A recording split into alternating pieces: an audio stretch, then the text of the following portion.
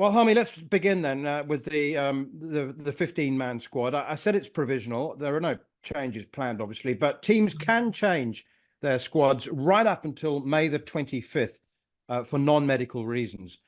This is just a preliminary announcement, but as I said, it'll be medical reasons. So what stories grab you? We'll hear from Rob Key throughout this section, but where do you want to start? Overall, Tom Hartley is uncapped. Will Jacks is in the squad. Never been to an ICC event before, but it'd be very hard to leave him out after what he did in the IPL this week. We'll discuss that in part 4. So what grabs you? Oh, well, obviously the headline, Jofra's back, which is brilliant. I think you'd like to see him play some form of cricket, and I think we will see against Pakistan, which is a good thing. So hopefully we get a couple of games out of him in England there, starting at Leeds on the England 22nd. So that's a headline, which is brilliant to see for Jofra more than anything else. I'm glad about the England cricket team. I just want to see the lad play cricket because he hasn't played for such a long time. Woakes' omission, that's a surprise. I thought Woakes would have been a banker out there with the likes of the Pearce of Wood and Archer and left arm option of Topley. I think they were always going to be in there. Tom Hartley, another one, a new name in over Rian Ahmed.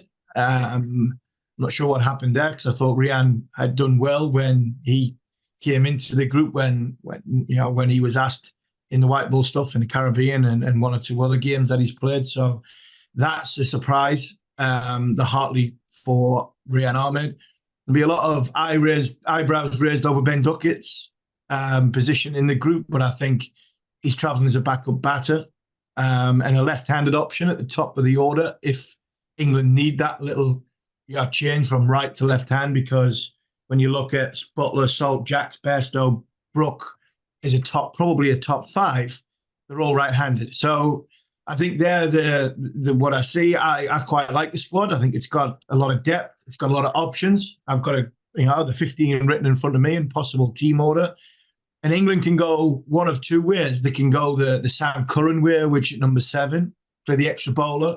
Sam Curran as a batter and either 2 overs at the death or 2 overs at the start, which, because his bowling hasn't sort of hit the headlines it did during the last T20 World Cup. Or they can go with Sam Curran at number 8 and play the extra batter, which would probably be Liam Livingstone in the middle order, who's having a little bit of a tough time in the IPL. But it gives them options. And the thing I like as well with Chris Jordan coming in is they've got the business overs. And what I mean by the business overs is the death overs. They've got options at the death. If you do play the extra bowler and you have Curran, you've got Archer, you've got Jordan, you've got 3 bowlers there that can bowl for the last 4 overs. And sometimes that's the difference between sides winning and getting to the semi-finals and final and potentially winning the World Cup, rather than, well, we're very, very good for 16 overs, but we concede 60 off the last 4. In that 15-run difference between us and them is what costs us the big games. So I think the business overs are right. They've got power play overs. They've got death overs with Jordan added. I think all round it's a pretty decent side going over to the Caribbean and America to try and defend their title.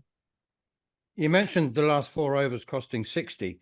That's quite prescient, because I was going to ask you about Sam Curran, and those were his bowling figures in the last game. I mean, he is having a really, really tough time. He's done nothing to warrant selection, but he was player of the tournament when England won the last World Cup.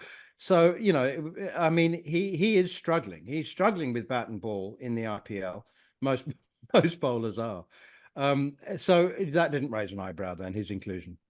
No, that didn't. I'd pick Sam. I think in the big contests playing for England, I think it's different to leading the Punjab Kings. To be fair, Punjab had a shocker, aren't they? I know we come on to another subject in a second, which I'll hold judgment and reserve opinion for actually it happening when it comes to the big players leaving the IPL. But there was no way that the Punjab Kings were getting to the knockout stages. So the likes of Woakes, if he was picked, Bairstow, Livingstone or Curran, there's ever going to be a tough conversation for Rob Key and some rich Indian owners, shall we say, that they were going to miss the back end of the tournament because the Punjab Kings were never going to get anywhere near. But Sam, yeah, he has had a tough time. So's Liam.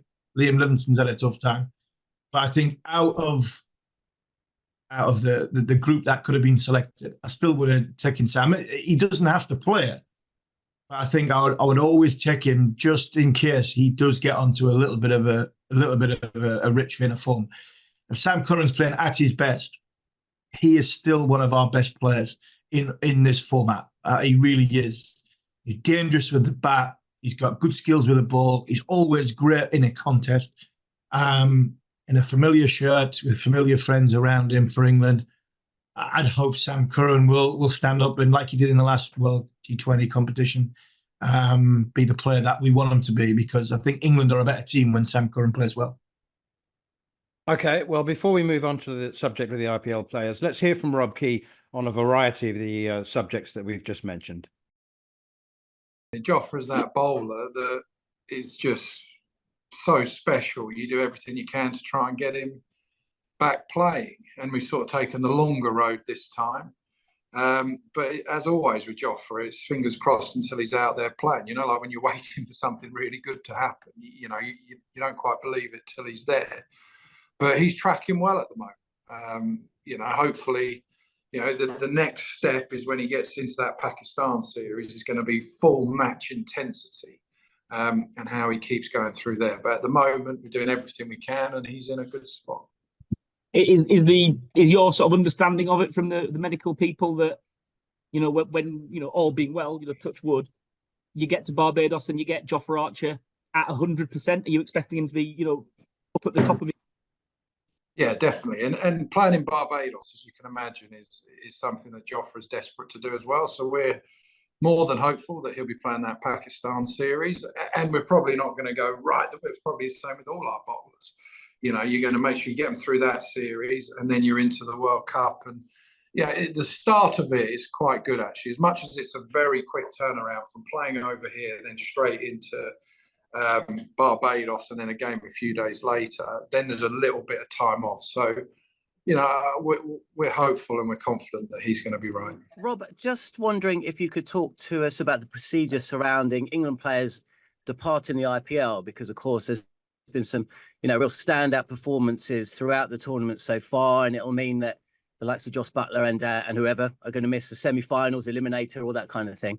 Is that a decision that is made well in advance, or is that something that you've just decided now to bring the players back for the Pakistan series? And do you ever get any resistance, or is it just a case that the ECB have the central contract, so they just decide? I was just wondering if you could just talk us through how it works. Yeah, well, the thing with the IPL is you can't just call people back for no reason. There is protections on that side. So we couldn't now, for instance, just say without injury or England commitments, we couldn't say to Phil Salt, for example, right, come back, you need a rest for the next 15 days, however long it is. But there is a window just before an England series that you can bring those players back for England duty or injury. But when they went out there, they were all asking, what's going to happen with this Pakistan series? I sort of turned around to them and let all of them know, and just say, look, there is a good chance that you'll be coming back. There is a chance you could stay out there. We may feel that if you get through to an IPL final, that maybe that's the best thing to do. It might be that if there's only one of you, then we let you go on and do that, because it's about the eliminator and the finals. And if it's 4 or 5 of you, that obviously decimates our squad a little bit. So that's why we have to keep it pretty fluid. And now we've got to the point where actually we think, no, do you know what? We think it's more important that you come back and that group gets together.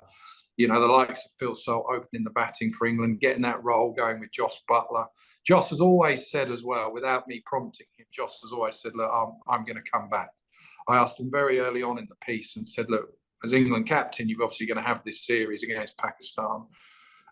How do you see it? And straight away he said, no, I want to come back and start getting ready for the World Cup and that series that's just before it. And when we sort of confirmed it, when we spoke to them yesterday, that this is going to be the plan. England Director of Cricket, Rob Key, chatting to our cricket editor, John Norman, at the press conference where the squad was announced. Now then, Harmy, Rajasthan Royals won the first IPL. You know where I'm going with this. They've waited 16 years to be in serious contention again. Josh Butler's a rather important member of their team. Kolkata Knight Riders are having their best IPL for a dozen years. Phil Salt has been massively responsible for that. So I mean, I know that it's been announced that the IPL players are going to be returning for the 4-match warm-up series against Pakistan. I just okay, it's in black and white. We've been told it's happening. But I wait with bated breath to see whether it does happen. Yeah, the 22nd of May can't come soon enough for me to see if Josh Butler, Phil Salt walk out for England, opening the baton at Leeds against Pakistan in the first T20. Yeah, we spoke about we've spoke a lot about rich owners. We're going to speak to Will McPherson soon about the 100 and the investment that comes in. And I'm sure the topic of conversation is where the England calendar and the schedule stands when it comes to investment into the 100. When rich owners go, well, we've paid for 6 weeks of your summer. We're going to have the best players in them 6 weeks of your summer, and I don't really care who you pick for England because we are going to have them. I think there's obviously been a conversation between Rob and Joss and Phil Salt. I'm sure there's been a conversation with directors of cricket at Kumar Sangakkara, and I don't know who Kumar, the director, is at KKR. I know Gautam Gambhir is involved in there, but I don't think I don't think he's the director of cricket. I'm sure there's been a conversation between Rob Key and the respected owners of the directors of cricket of these big IPL franchises. I'll be amazed if it happens. But I'll also, fair play to Kesey if he has put his foot down and said, look, and he's right. If he is right to do this. We've offered you a multi-year contract. We've tried to give you the best. We've gone to the pot to the ECB for 29 players for contracts to back you to play for England. Now you have to turn up. But I'm not sure Rajasthan or KKR are going to see that when the season they're having. Josh Butler's got 200s. Phil Salt's been unbelievable. So that will be the headline. That could be the bigger. And I mean, could it? Yeah, I reckon it could. It could be a bigger headline. It's in black and white. Rob Key has said these players will be back for Pakistan. That could be a bigger headline than Jofra Archer coming back for England because of what the ramifications could be between a fight between ECB, Director of Cricket, and the big powerhouse owners of the IPL franchises. I'm waiting with bated breath to see if our leading stars come back and play against Pakistan in May. I'm not saying I'd be surprised, but I'd be honestly, I'd high five Kesey again if he does get this right, because it shows, and I think it would be a message to everybody in England that Rob Key's not frightened of the Indian owners. He's not frightened of making a big call and big decisions. If he does pull this off, then I would hope people around the country will know that their director of cricket is thinking England first and not, because it's about momentum going into the World T20. And Rob Key has let players go and play Pakistan Super League or bilateral series, give them time off for bilateral series. But one thing he did say at the start, the most important thing is about tournament play. And this is important going into tournament play. If Kesey pulls this off, fair play to him. He's it's the best for English cricket, and that, for me, from a fan's point of view, it'd be heartwarming to see that happen. It is a massive statement. It is a huge statement. I mean, Rob Key is in global cricket. He is man alone standing up to the IPL here. But you know what's going to happen, Harmy, and we've got to move on here. But you know what'll happen. It'll come down to Joss Butler and Phil Salt, because the owners will go directly to the players and say, "Are you kidding? Are you not thinking long term? Are you thinking about your future with us? Who pays you the most money? You're going to walk out. You've got us to the playoffs, and you're going to walk out 2 days before the first playoff game. Are you serious?" I mean, there'll be emotional blackmail applied. Absolutely, they'll go to the players, but I think if they go to the players, it's because they didn't get anywhere with Rob Key, and I think Keys, you're saying, yeah, he's one off, he's standalone. For me, I tell you what, if he does pull this off, fair play to him. I mean, and he's right to do it. He is right to do it because, like I said before, he's give the players a chance to make as much money as they possibly can in the period of time of bilateral cricket. And yes, you can say Pakistan is a bilateral series, but it's leading into a World Cup, leading into the World T20. And that, for me, is more important for England cricket team. He enhanced the big pool players because he's let other players go off and play. He's getting other players to play for England in that period of time. He's made a big decision on a 15-man squad, and this 15-man squad is going to take us to the World Cup. I need you to turn up and play in these games. And I'm sure if that's what was being said right from the very start when the contracts were issued, then he will stick to his word. Yes, I'm sure the owners will go to the likes of Butler and Salt and say, look, just remember what's further down the line. But unfortunately, their hands are tied. They've signed a contract, and they're contractually bound to play for their national team. So I tell you what, there's not many. Well, you're right, you're saying you stand alone. Not many people that do it, but knowing Keys is I do. I really hope that he gets this right and he pulls this off, because it could be a message to the rest of the world to say, well, we can stand up to these big, rich, financial, global owners, because the international cricket is the most important cricket that needs to be played. You're listening to Following On here on TalkSport 2 with me, Neil Manthorpe, along with Double Ashes winner Steve Harmison. And you can now watch us, if you're not doing so already, on YouTube. Just head over to the cricket or the TalkSport Cricket YouTube channel to subscribe. Now, as promised, this is a conversation I'm looking forward to with Will Macpherson, the Daily Telegraph cricket news writer and a great friend of the programme. In fact, we can call him a co-host whenever he's available. And there's only one of me and Harmy. Will, you've written the story of the week, and it may well be the story of the year and for many years to come. Let's headline it, shall we? Let's get a bit of clickbait in. The sale of English cricket. English cricket is selling itself for £500 million to future-proof the game. I mean, give us an overview. It's a story that my colleague Nick Holt and I wrote at the end of last Friday, following a load of meetings between the ECB and the counties, the 18 first-class counties, their CEOs and their chairs, and as well as the MCC, who obviously own Lords and therefore are quite big players in the English game as well. And basically what they were discussing last week is what is now the inevitable sale of stakes in teams in the 100.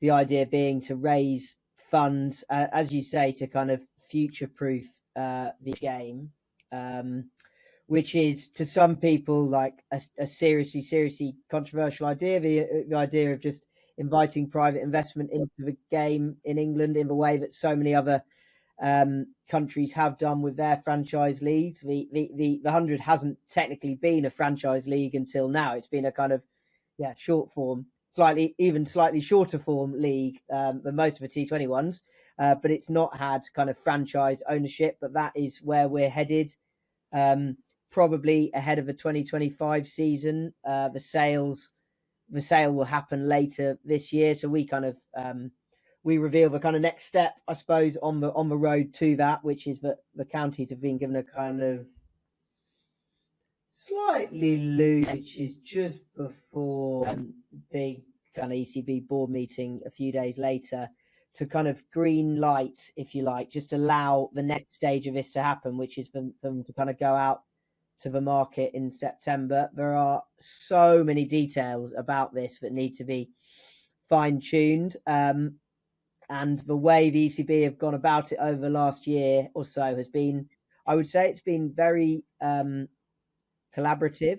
In that, when you'll remember when the 100 came in, when it was first announced in 2018, it was sort of slightly forced upon people. It was kind of ECB's idea. This time they've really tried to collaborate and stuff, but there's some interesting ways they've gone about it, and it looks kind of like the host venues, the eight current host venues are going to majorly benefit from this agreement, while the other 10 counties are going to be kind of scratching around a little bit for their share. What is certain is that even if a lot of English cricket fans seriously value those to market this year, there's a lot of prospective ownership in the UK and abroad, inevitably in India. And I think some pretty familiar faces on the franchise ownership scene will pop up here as well, which will be interesting.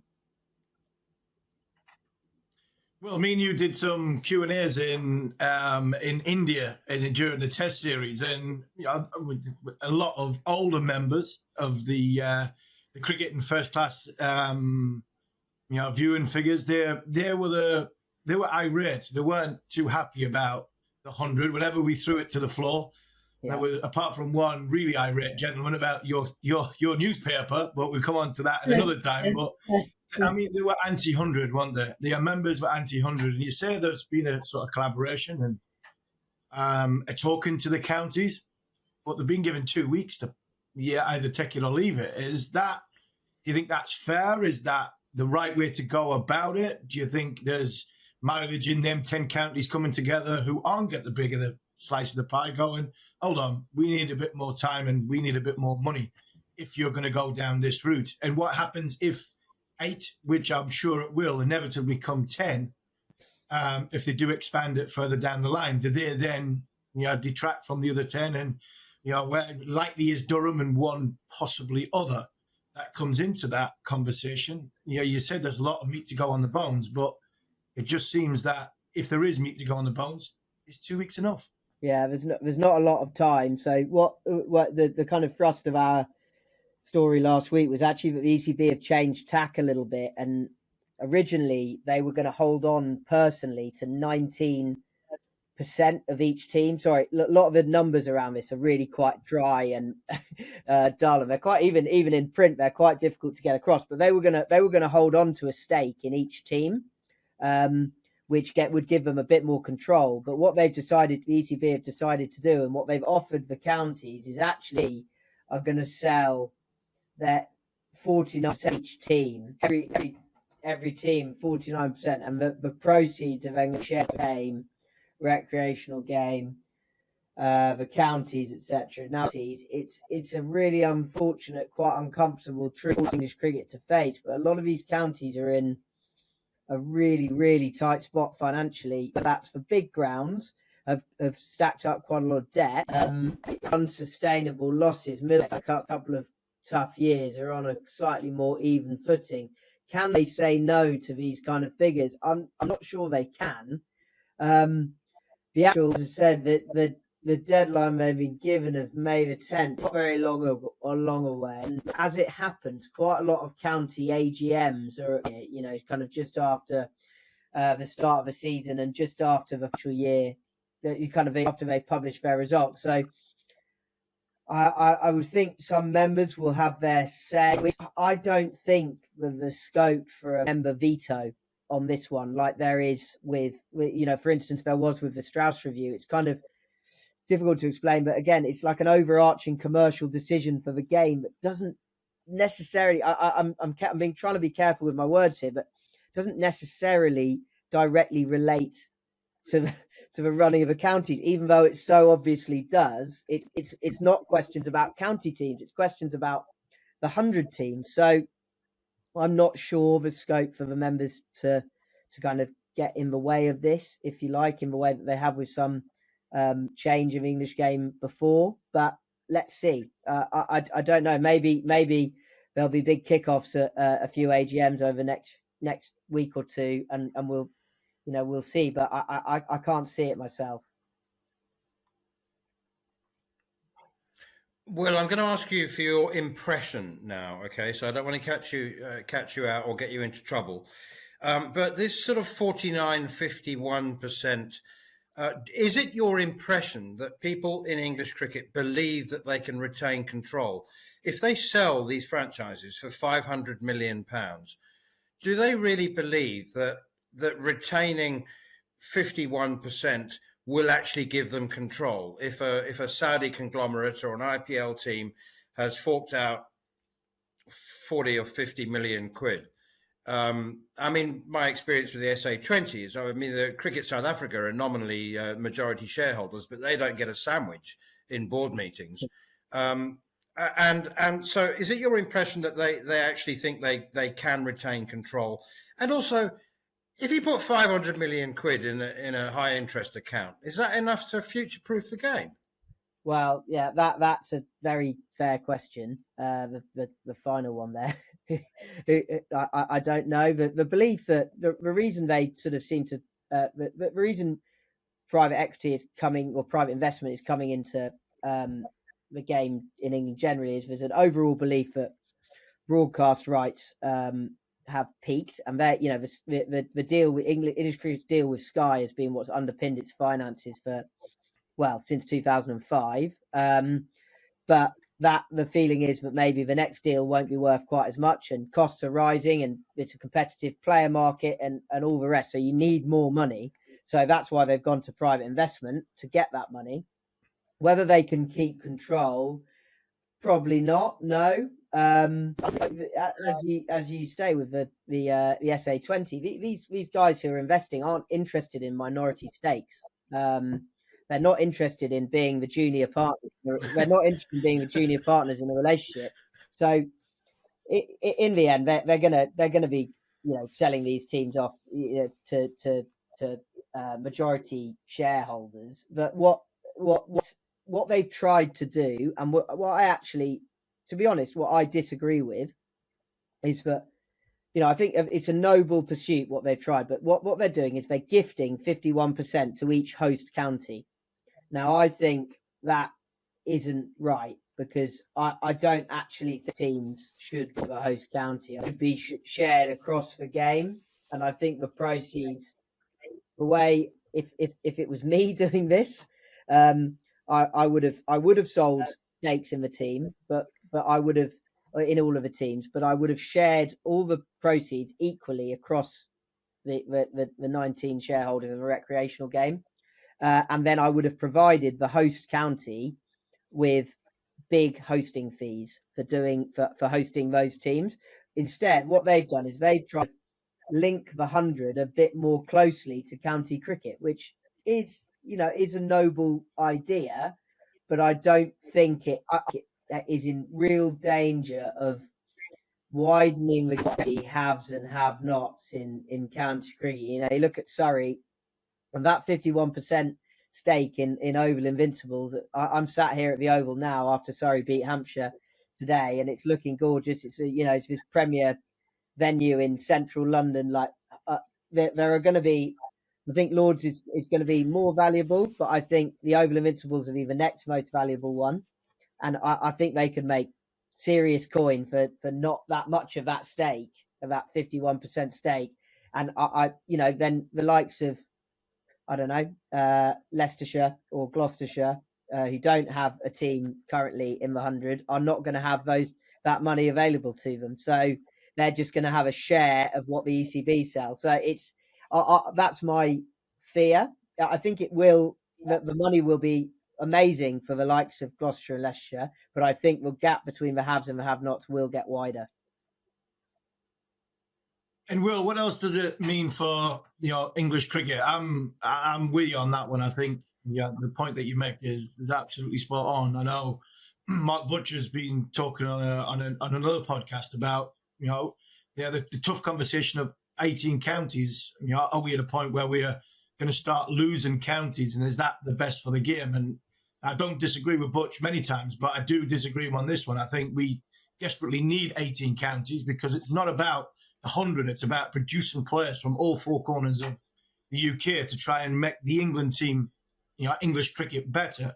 Well, if this does get sold off like it does, and the counties, you know, come in and say, we've got no choice, we have to take it because we are strapped for cash, what does it mean for our cricket calendar, and where does our players, because like you said before, they ain't coming in for a minority stake.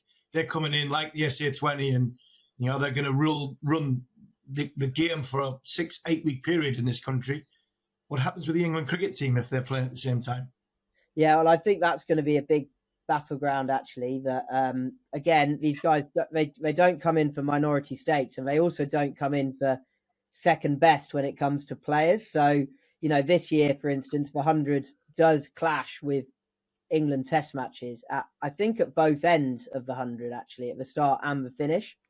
I would think that in future summers, just like in 2023, when it was quite controversial, the Ashes was over by the end of July, I would think we'll be seeing things like that a bit more, where the 100 does actually get a window of exclusivity, because is the 100 something that is going to really do its job without the likes of Ben Stokes or Johnny Bairstow, the kind of cross-format superstars, without them bothering Harry Brook? If they see it as a moment to take a break, well, that's a problem for the 100.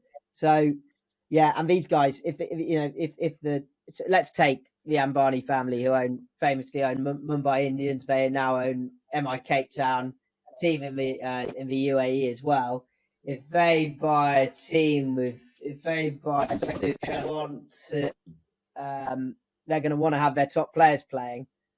So yeah, I think that the shape of the summer will be a bit more like that. I do believe that the on offer can make a real difference to the cash account. I believe that. I think it can really help them. But whether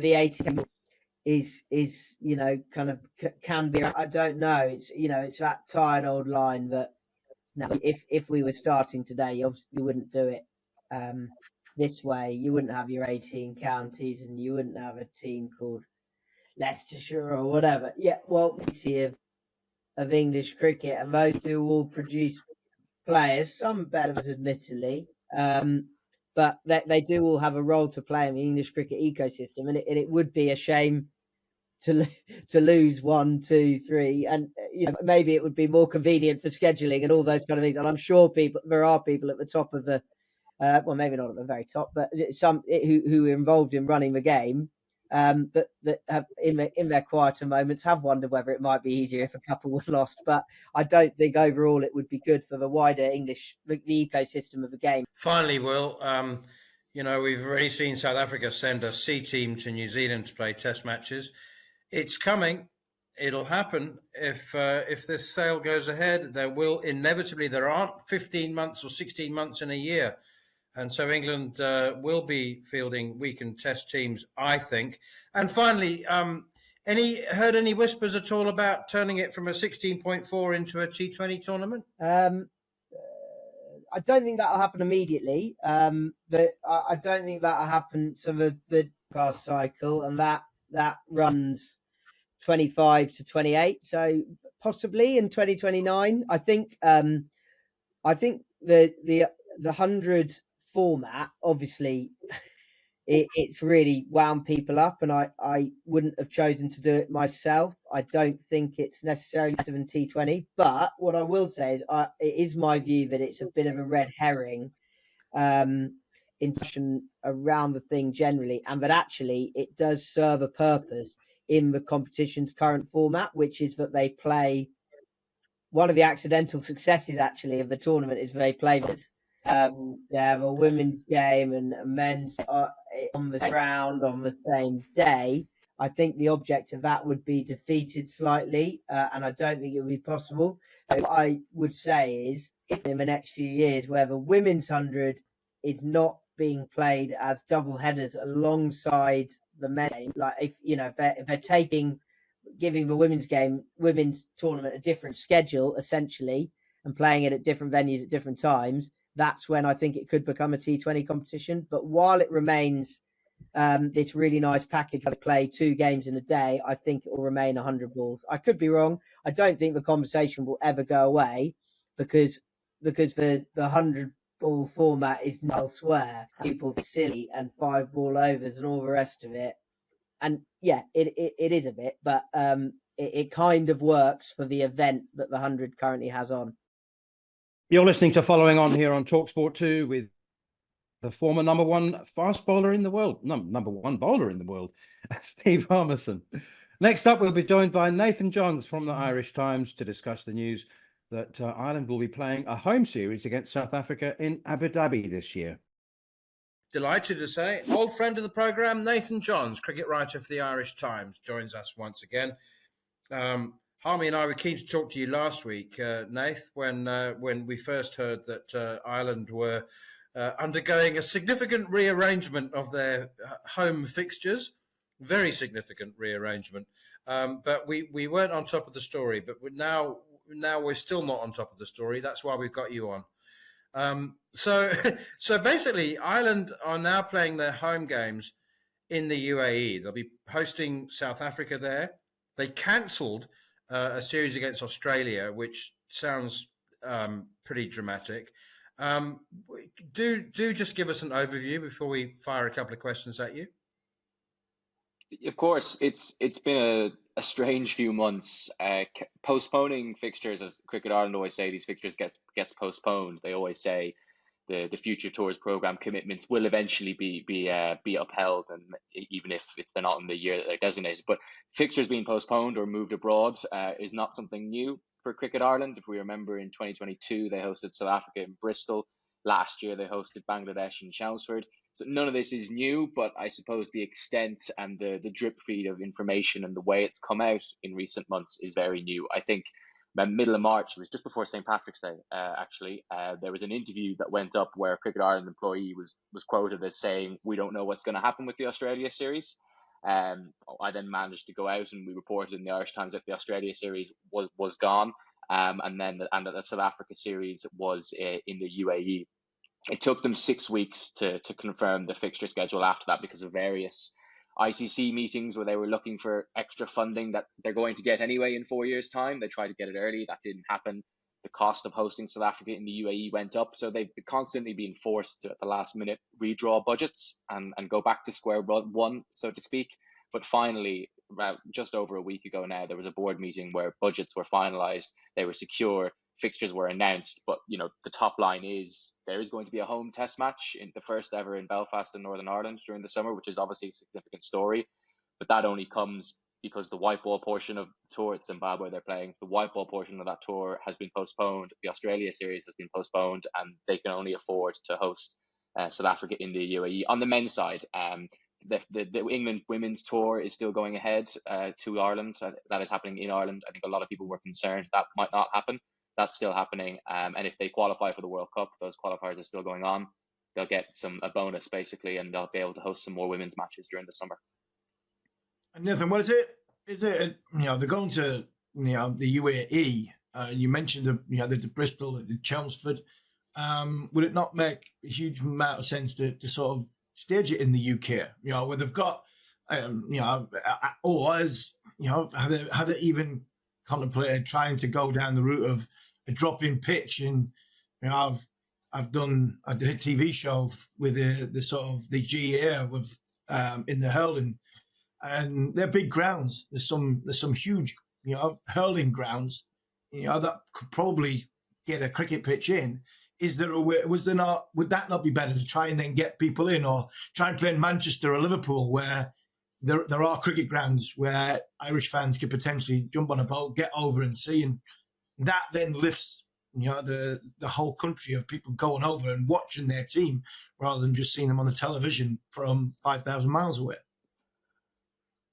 It is a strange one. You're right. I mean, the idea of going to a GAA stadium that you're suggesting, it's never one, as far as I'm aware, that's been considered seriously by Cricket Ireland, at least publicly.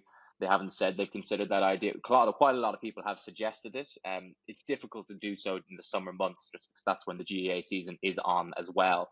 I suspect if you're going to get a big GAA venue, that would also be quite very expensive, and that's ultimately the biggest issue here. They're playing Pakistan in Dublin just before the T20 World Cup. The men are. At one point, those fixtures were going to be in the UK. There were very significant discussions held there. There were a few venues that were touted. that they were in discussion with a few county grounds, one prominent London ground, shall we say. But that didn't come to fruition for whatever reason. So I suspect with regard to the South Africa games, the timing is an issue when they're happening end of September into October, as far as I believe, if I remember correctly. So I mean, you're not going to get any games in the UK or Ireland at all at that stage, let alone if you had a ground or not. So I wonder if that was a factor in terms of the UK. But they Cricket Ireland are adamant that it made more financial sense for them to play that game, those matches rather, in the UAE. Like I said, they explored the option of looking at other grounds in the UK for other series, but for whatever reason, and I suspect it's financial, they've landed the way they've landed. Nathan, just finally, I know that we're not financial journalists or economic journalists, but is it your understanding that if Ireland had a dedicated headquarters, a ground, that may well be able to be multifunctional, but if they had a cricket ground, that the business of Irish cricket would be sustainable? It's just setting up, it's that cost, that initial cost, and be it 10, 15 million pounds, which is a small amount. It's a drop in the ocean in the global cricket scheme of things, isn't it, really? Is it just the fact that they have to build stands and the infrastructure has to be put up and taken down every time they have a home series? That's the main issue. There are other issues, like, for example, they're the most favoured ground in Ireland is Malahide. They're not playing there this summer because it's a heritage site in a way, and there's council things that need to be done, and there are extra costs, and they're not paying those this year. They're playing elsewhere. The Cricket Ireland portray the issue as, yes, if there was a stadium, if they had somewhere they could call their own, it was permanent, and crucially, if it was paid for them rather than by them. Yes, I don't know if they'd be financially viable because they'd still be heavily reliant on external funding from governments and ICC in the way I think 70% of their funding currently comes from the ICC. They'd still be reliant on them, but they perhaps would be able to fulfill all their FTP commitments and they wouldn't be postponing series.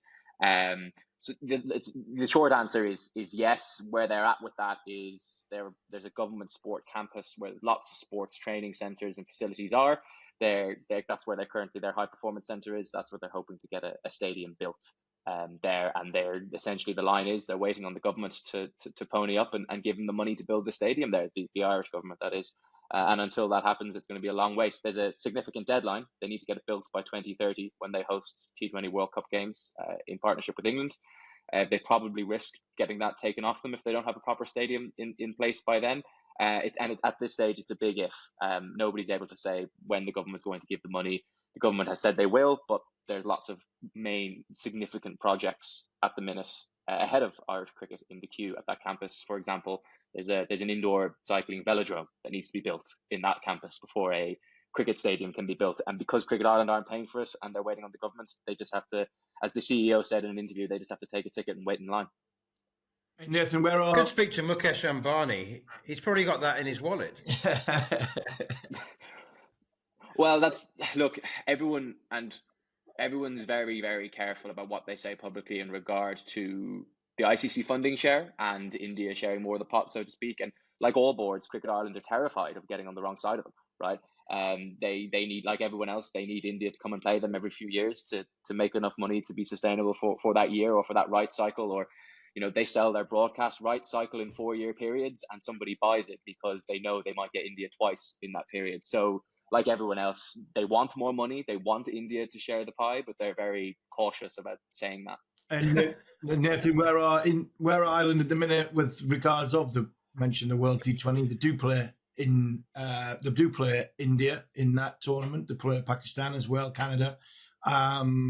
How do you think Ireland will fare? What's the build-up been like? Got Pakistan coming. Do they really fancy their chances of causing an upset like they have done in previous tournaments? I think they'll always fancy the chances, like you said there. It's part of Irish cricket DNA, isn't it? There's a lot of doom and gloom about fixtures and funding, but every couple of years they get a World Cup upset and everyone's happy for a few months. They absolutely will fancy their chances. I think in a way they play India first, and in a way that probably suits them because they always start these tournaments incredibly slowly. They got heavily beaten out the gate by Zimbabwe in the last World Cup, and then they recovered to still make the next stage, and where they played England in Melbourne. So in a way that suits them. If they don't slip up against the USA and Canada, the other team in their groups, they go into the final match against Pakistan in what could be a winner takes all qualifying match. And like you said, they play Pakistan in 3 T20s in Dublin before that tournament, so there'll be an element of familiarity, and they absolutely will back themselves. T20 is a format where they've improved massively over the last 18 months. Their 50 over stuff has been pretty disastrous. Actually, that World Cup qualifying campaign last year was nothing short of a disaster, but their T20 fortunes have actually been reasonably okay. But we mentioned that World Cup where they in the rain assisted game, they beat England, they beat Scotland, they beat the West Indies. So they're reasonably confident of being in a position where if they're in a one-off game against Pakistan and a winner takes all, they might be able to cause an upset. You're listening to Following On here on TalkSport 2 with me, Neil Manthorpe, along with Double Ashes winner Steve Harmison. And you can now watch us on YouTube if you're not already doing that. Just head over to the TalkSport Cricket YouTube channel and don't forget to subscribe. Let's talk about Pakistan then, Harmy. I'm obsessed with Pakistan cricket's obsession with overseas coaches. They've got some very good ones of their own. Azhar Mahmood has been in temporary charge of the side and will remain as an assistant coach, but they've gone double overseas in their latest move, with Jason Gillespie appointed as the test coach and Gary Kirsten appointed as the new white ball head coach. The theory is that there's so much infighting in Pakistan cricket that they just, like, the locals won't take the job. And if they do, they don't last more than a couple of months. But, they've got a couple of big names there. Yeah, two big names, two powerful names in coaching in world cricket. Dizzy's been fantastic for a whole host of counties in England, Yorkshire and Sussex, as well as is doing brilliantly with the strikers in Adelaide. And Gary Kirsten doesn't need any introduction in the coaching role. He won everything he possibly could with India. So yes, I think in this role, with Pakistan, I think my opinion always is, and we spoke about the director of cricket in the first section of this show, is that he has to be the most important thing. If Rob Key's in charge of Pakistan cricket at a director cricket level, you can have a Jason Gillespie, Gary Kirsten, and it works perfectly. I think if you have two split coaches, you've got to have a director of cricket that can, have enough, kudos with the big bosses upstairs to understand. Obviously, understand the game. Make sure that both coaches get what they want. They're not going to get everything they want, but the majority of the time they get what they want. And then put a local, which will be a Pakistan-based coaching team in with them. And the Kirsten Gillespie role is to create an environment which can make Pakistan players, red and white ball players, thrive. So if they get the director of cricket right, they've got a chance with the two split coaches, because two great men, two really good men. Gary Kirsten, as well as anybody, man. I've known Jason Gillespie for a number of years, playing with him, playing against him and playing for him. Two good men who I think can do a good job there. But I think the most important role in this whole organisation is the director of cricket. If he gets it right, Pakistan can thrive, because they've got some unbelievably talented players. But I think it's about how the director of cricket manages upstairs and then give the coach what he needs to move forward, and plan the map ahead out right. And I think if they do that, they've got a great chance, because as coaches, very, very good. As men, even better. And Pakistan have got some fantastic players. I think that should be the nice smooth road. But as we know, with Pakistan and the West Indies and one or two other boards around the world, it doesn't matter how good a players you've got. If you're a shambles at the top, unfortunately, it filters down. And when it comes to world tournaments, Pakistan and the West Indies have had their own successes of being, as possible tournament favourites, and ended up going out before the team song was sung because they've been in shambles from above. Let's talk about the IPL then and the success stories. Johnny Bairstow, absolutely astonishing. 108 not out of 48 balls. A record T20 chase, not just IPL chase, 262 for the Punjab Kings. As you say, unfortunately, it would probably be one swallow. And it's not going to make the Punjab Kings summer. But absolutely fabulous to see Johnny do that. And then Will Jacks. Here's the most astonishing thing about Will Jacks. You know, when I was watching the game and his second 50 came from 10 balls. Yeah. 10. His second 50 came from 10 balls. I don't find that nearly as shocking as the fact that his first 17 runs came from 17 balls. Who does that in the modern T20 game? He finished 106 100 not out of 41 balls. And do you know what? I'm watching it at the beginning thinking, what are you doing, Will Jacks? What are you doing? You 17 off 17. You're losing the game. Yeah, it was madness, wasn't it? It was. I couldn't believe it. I was going to say I just watched the highlights, but I think if you get 141 balls, you're watching the whole innings, aren't you? So I think they kept the 17 balls. I think they just start when he hit his 18th run. It was brilliant. Come on to Johnny first. I missed it. I'm honestly devastated. I missed his selection because if I knew he was going to get picked, I'd have put a fortune on getting big score because this is what Johnny does. The minute Johnny gets talked about, the minute his position's under fire, the minute he's under pressure himself, bang, Johnny comes back with a big bang, and obviously he got his runs. But and that's why you can't rule him out. I know we mentioned quite a few wicketkeepers. You can't rule him out for the summer at number 7 because he can do this, and this is Johnny Bairstow. So Will Jacks. I think everybody knows that Will Jacks is a supreme talent. And when we've seen that sort of second 50 off 10 balls, we've talked in the first section about Rob Keane, mentioned him, a director of cricket there in Pakistan. I think you have to look at what Keezy did when it comes to selection for the test squads, selection for India.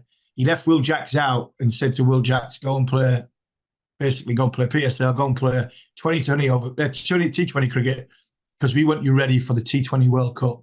And hopefully Will Jacks is just coming into form just at the right time, because that was breathtaking.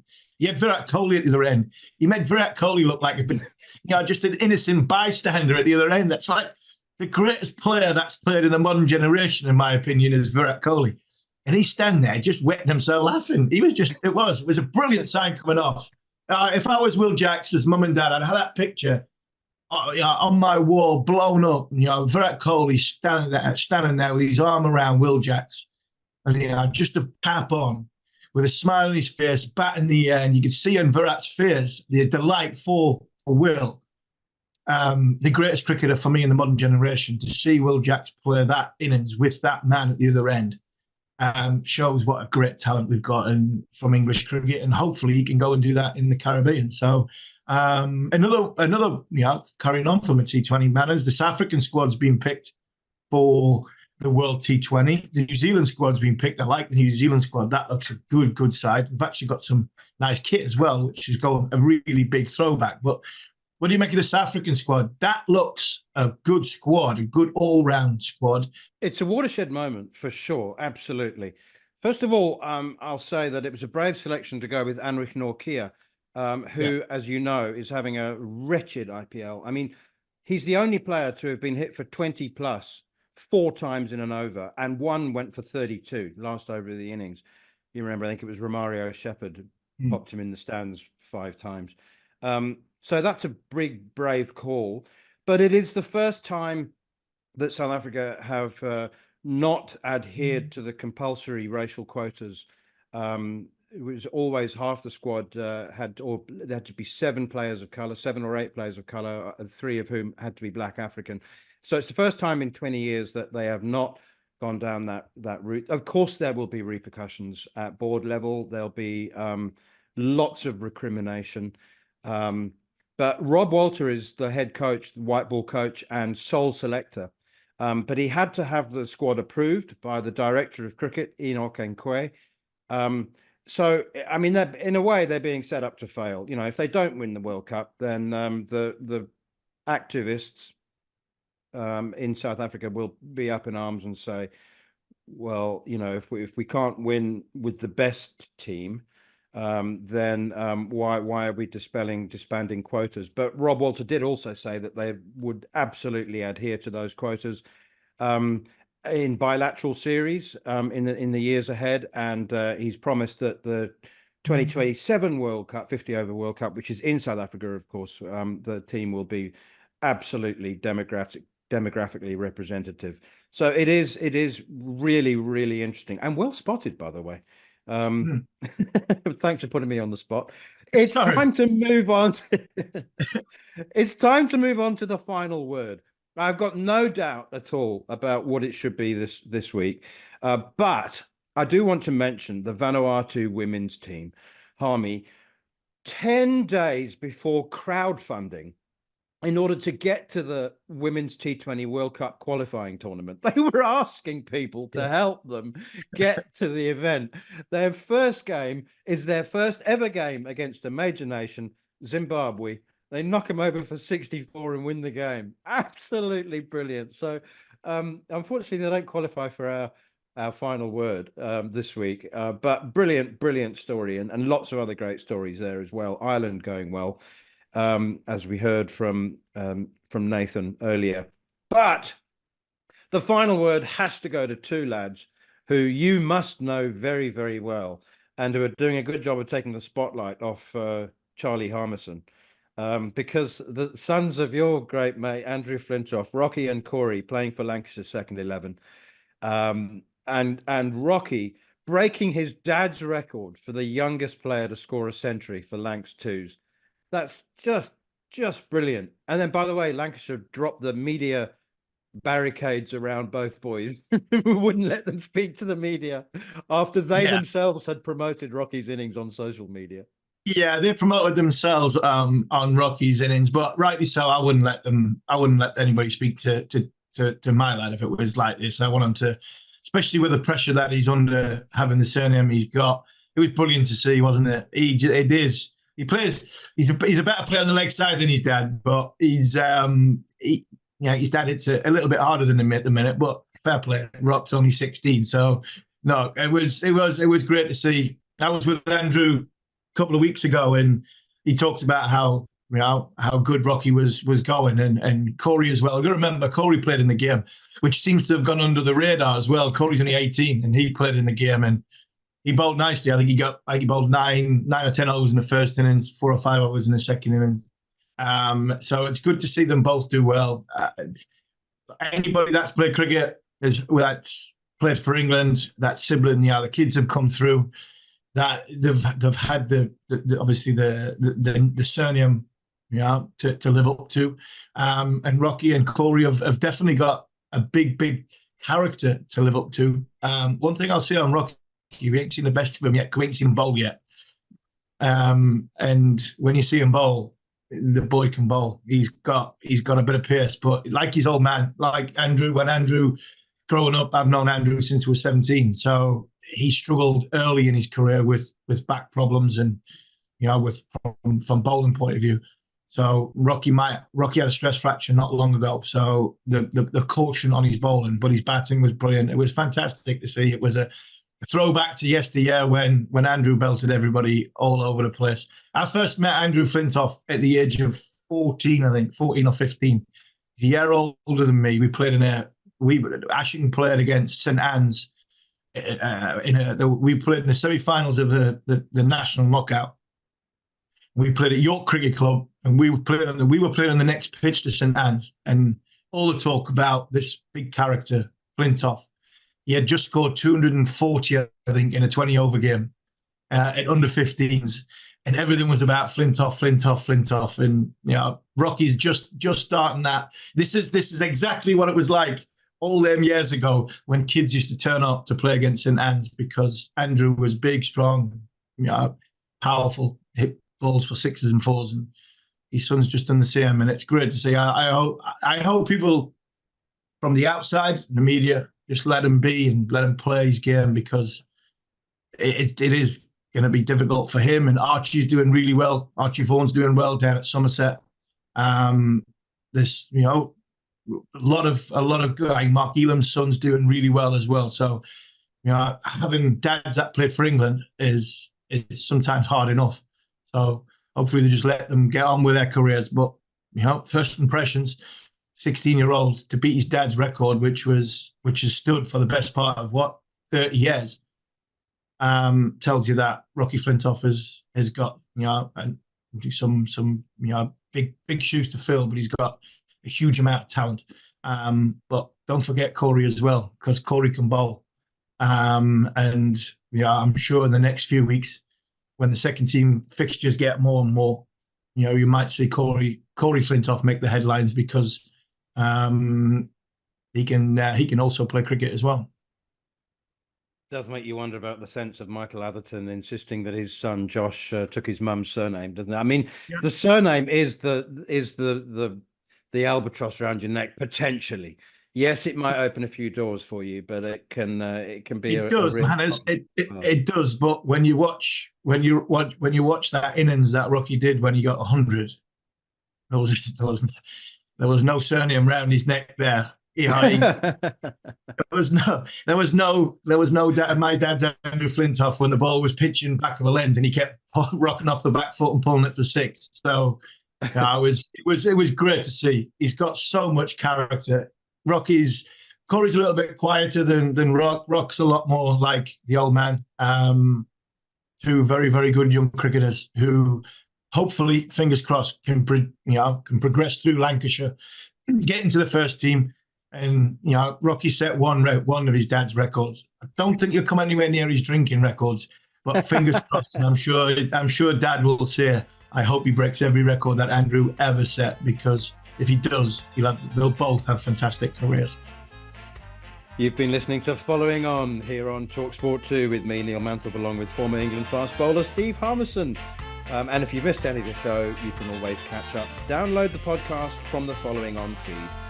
We'll be back at a similar time next week, but for now, you've been listening to another edition of Following On. On AM, on DAB, via the TalkSport app and on your smart speaker. TalkSport.